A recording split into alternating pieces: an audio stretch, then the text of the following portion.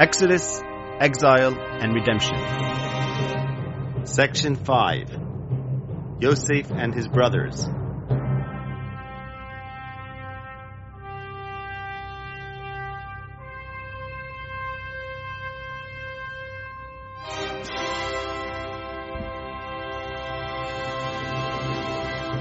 Chapter 7. In the Shadow of the Word. Yosef embraced darkness, the unknown, that which appears as evil. The brothers sought light, knowledge, the manifest good. To each of these two paths attaches a distinct power and a distinct peril, each brought to light through their story. Good and evil stand as the twin poles of life, knowledge and ignorance. This fact is indisputable. The clash between Yosef and his brothers lay in how one should stand before fractured reality. Should man always seek to illuminate, to know, and to act in accordance with the revealed good? Or might he dare to step beyond the bounded circle of light and walk unguarded into the unknown? The brothers held that evil must be shunned, not courted, as Yosef did when he, quote, brought their evil report, Genesis 37:2, setting in motion a chain of dark deeds that hindsight alone would reveal as good. They recognized that evil might serve a hidden purpose, yet maintained that it lies beyond man's domain. The good can be known, willed, and enacted. Evil can only be endured as it is manipulated by the one who forges it into good. For man, evil is untouchable. He must remain a knower, anchored in the good and right, not a trespasser into the unknown that God alone commands. But Yosef knew this. He who tolerates evil when it comes unbidden, yet will not dare initiate it, betrays the weakness of his faith in the goodness that hides within evil. For his good is but the human good, inert, not God's redemptive. And when the evil comes, he will stand godless. Only he who joins God in his dark work beforehand will not lose him when the storm comes. In this, Yosef surpassed his father, who, despite being a prophet, because he was a prophet, doubted the presence of God when the light withdrew and darkness fell. This tension is alluded to in a verse in Isaiah and clarified in the Medrash, as is written, quote, "Why do you say, O Yaakov, and speak, O Israel, my way is hidden from Hashem, and my judgment is passed over from my God? Do you not know, have you not heard, Hashem is the everlasting God, the creator of the ends of the earth. He does not weary or tire. His understanding cannot be fathomed." Isaiah 40:27-28. The prophet lives in clarity and despairs when concealment replaces vision. Yosef lives within concealment and faithfully cleaves to the God whose understanding cannot be fathomed. So teaches the Medrash. Yisrael said, "Why have you done evil to me?" Genesis 43:6.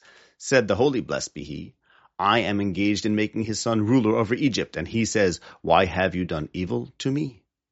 As is written, "Why do you say, O Yaakov, my way is hidden from Hashem?" Yisrael said, "How great is the power of my son Yosef. Many troubles have befallen him, and yet he maintained his righteousness far more than I.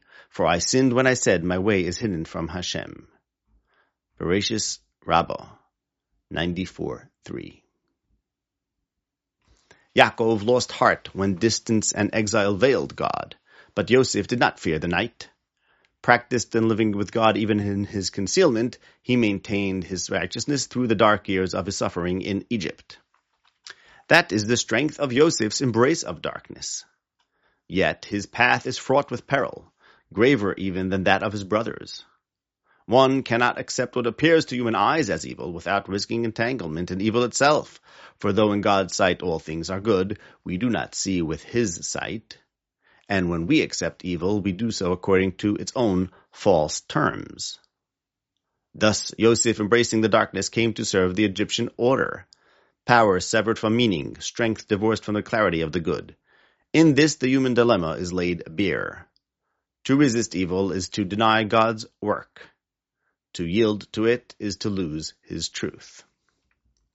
This too is alluded to in the passage in Isaiah, which contrasts the fleeting vigor of youth with the ever-replenishing strength of those who wait for Hashem.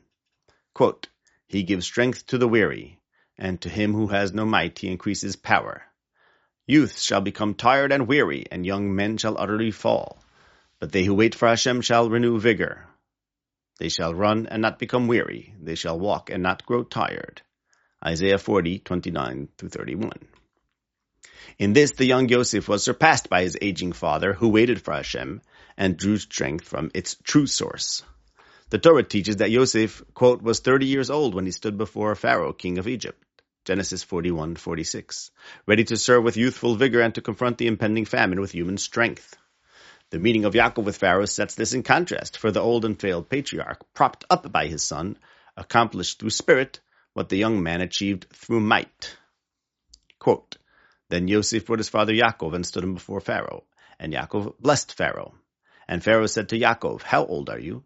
And Yaakov said to Pharaoh, the days of the years of my pilgrimage are 130 years. Then Yaakov blessed Pharaoh and left his presence. Genesis 47:7-10.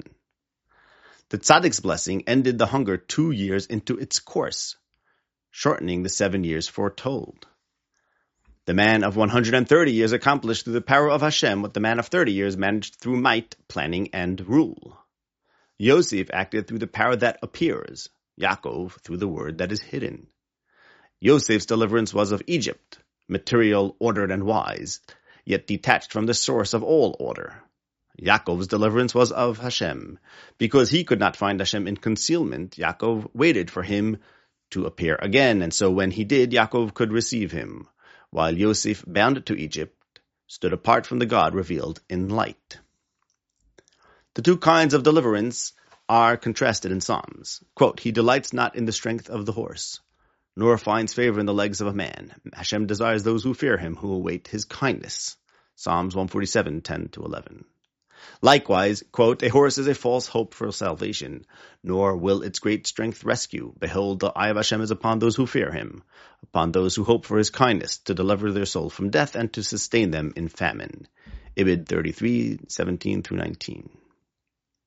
The strength of the horse symbolizes the might of Egypt, famed for its horses and chariots, the very emblem of worldly power. The strong legs of man allude to Yosef, who stood upright before Pharaoh at 30 years of age, filled with the vigor of youth. But material strength is false, and those who trust in it will eventually falter. It is they who fear Hashem and hope for his kindness who will be delivered from death and sustained in famine. His kindness alone is total and ever renewing, for the word of Hashem is source of all. As is written, by the word of Hashem the heavens were made, and by the breath of his mouth all their host. Ibid 7. For this word Yaakov watched and waited, and in it he found his strength, for he, quote, declares his word to Yaakov. Ibid 147:19. The horse is false for salvation, and so too are the dreamer's words, for they are not the word itself, but its dim shadow. Yosef's words foretold hunger and gave man power over it, yet they were not wholly true. The famine ended before its time, and it was the word of Hashem, not the might of man, that brought the ultimate deliverance.